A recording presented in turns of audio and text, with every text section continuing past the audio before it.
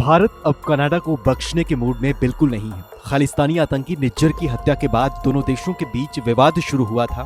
Canada ने बिना किसी सबूत के भारत पर गंभीर आरोप लगाए। आपको बताएं तो भारत ने कनाडा को अपने डिप्लोमेट्स को वापस बुलाने को लेकर अब एक अल्टीमेटम दिया है। भारत सरकार ने कनाडा से 10 अक्टूबर तक भारत से 41 राजनयिकों को वापस बुलाने के लिए कहा है। भारत ने साफ शब्दों में कहा है कि 10 अक्टूबर के बाद भी अगर ये राजनयिक भारत में रहते हैं तो इनकी राजनयिक छूट भी खत्म कर दी जाएगी। एक मीडिया रिपोर्ट की माने तो फिलहाल भारत में कनाडा के 62 राजनयिक हैं, जिसे घटाकर भारत सरकार ने 21 करने के लिए कहा है। यानी भारत ने कनाडा से अपने 41 राजनयिकों को 10 अक्टूबर तक वापस बुलाने के लिए कहा है।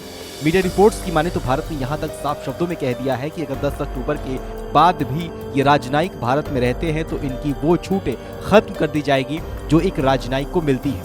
हालांकि मौजूदा वक्त में आधिकारिक तौर पर ना ही कनाडा और ना ही भारत की तरफ से इस मामले को लेकर कोई बयान दिया गया है। कनाडाई विदेश मंत्री और भारत सरकार ने इस पर किसी भी टिप्पणी से इनकार कर दिया है। लेकिन भारत ने डिप्लोमेट्स की संख्या को लेकर पहले भी कनाडा से कहा था कि दोनों देशों में राजनयिकों की मौजूदगी बराबर होनी चाहिए।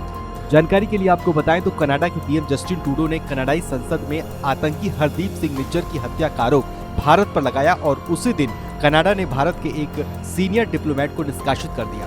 भारत ने कनाडा के इन आरोपों को खारिज करते हुए 5 दिनों के भीतर ही कनाडा के एक शीर्ष राजनयिक को देश से बाहर निकलने का आदेश जारी किया। हालांकि ध्यान देने वाली बात यह है कि कनाडा ने अब तक अपने इन आरोपों को साबित करने के लिए एक भी सबूत पेश नहीं किया है। खालिस्तानी आतंकी निज्जर को कनाडा के एक गुरुद्वारे में गोली मारी गई थी।